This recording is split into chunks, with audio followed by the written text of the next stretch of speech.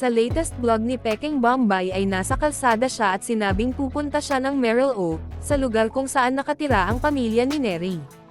Tinuro pa ni Peking Bombay ang mga bundok na nasa likuran niya kung saan doon rin banda ang Merrill O. Ayon pa sa kanya na inutusan siya ng PB team na ipakuha doon ang magulang ni Neri. Dagdag niya na hindi nakasama si Neri sa pag-alis nila Irene, Erna at Marjorie kasi meron pang problema. May kulang pa sa papel at kailangan pang ayusin para makapunta na ito sa Maynila. Nilinaw ni Peking Bombay na ang mama at papa ni Neri ang susunduan nila para madala nila ito sa IPS, doon ulit sila mag-usap-usap at para maging maayos na ang lahat. Nagpatuloy na sila Peking Bombay sa biyahe. Pagkatapos ay makikitang nakarating na sila Peking Bombay at kasama na niya ang mga magulang ni Neri. Sa kalagitnaan ng biyahe ay huminto na muna sila Peking Bombay para mag-snack. Ang ina ni Irene ay angkas ni Peking Bombay at ang ama nito ay angkas ng kasama niya. Pagkatapos nila mag-snack ay nagpatuloy naman sila Peking Bombay sa biyahe. Makikitang nakadadaan sila minsan ng delikadong daanan, buwis-buhay ang kanilang biyahe at sobrang layo pa. May daanan din kailangang huminto at bumaba ang isa para alalayan yung nauna. Nakarating na nga sila Peking Bombay, mama at papa ni Neri sa Paradise. Sinabi ni Peking Bombay na meron pa silang gawin dito, ito ang huling lakad nila sa requirements ni Neri para makapunta na ng Maynila. Katabi na ni Peking Bombay si Neri at tinanong niya ito kung excited na ba. Sumagot naman si Neri na medyo at natawa na lang ito. Pinakita din ni Peking Bombay ang ina ni Neri na buhat-buhat ang maliit pa nitong anak. Nasabi din ni Peking Bombay na sana maayos at matapos na ang requirements ni Neri. Dagdag pa nito na mga 5 araw na nilang nilakad ang mga requirements ni Neri. Napahanga naman si Peking Bombay sa mga magulang ni Neri dahil sa sobrang supportive ng mga ito sa anak, kahit malayo ang pinupuntahan nila para sa requirements ay sasama talaga sila kapag kailangan. Dagdag niya na hinintay pa nila ang dato sa lugar o leader, kapag natapos na ay ihahatid din naman nila ang mama at papa ni Neri pabalik.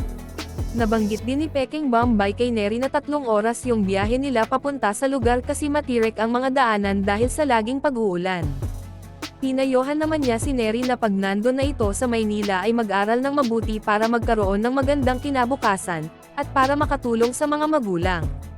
Tumango naman si Neri at sinabing opo. Sinabihan din niya na sundin kung ano man ang inuutos ng sponsor, baka kasi manibago ito doon dahil may kaibahan talaga sa pakiramdam na pamilya ang kasama mo at kung hindi. Dagdag niya na mag-a-adjust talaga dapat si Neri. Iniwan din ni Neri ang luma niyang cellphone sa kanyang mama para meron silang komunikasyon. Nabanggit din niya na nandyan na ang ibang mga dato at yung leader na lang ang inaantay nila.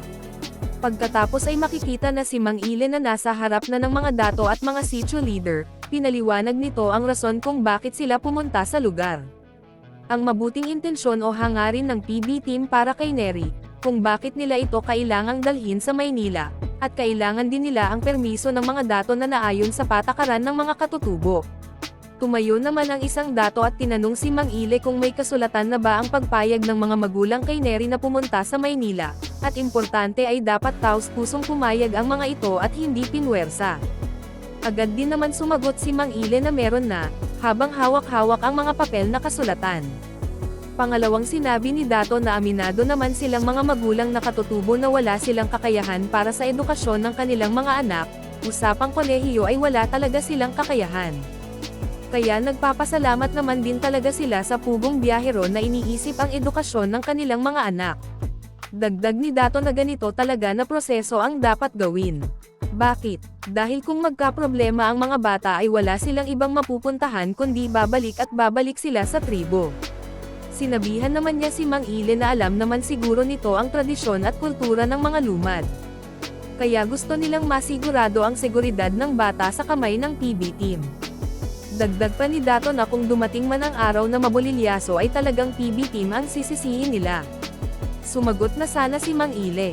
At nang biglang lumaki ang boses ni Dato, kinumpronta at sinabi nito kay Mang Ile ang tungkol sa isa sa mga unang dinala ni Pugong Biyahero sa Maybila na nung nandoon na ay gulo lang na idulot.